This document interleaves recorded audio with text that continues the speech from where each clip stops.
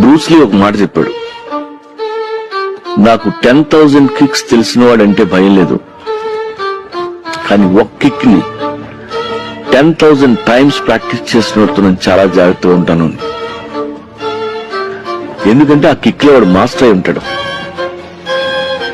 అలాంటి వాడిగా ఆయన కొడితే మన కాలు ఎరిగిపోద్ది. నాకు అన్ని తెలుసులేని కూర్చుంటే చెంప పగులుద్ది. కుంగ్-ఫూ టెక్నిక్స్ ఎన్ని తెలిసినా ప్రాక్టీస్ లేకపోతే కుమ్మేస్తారు.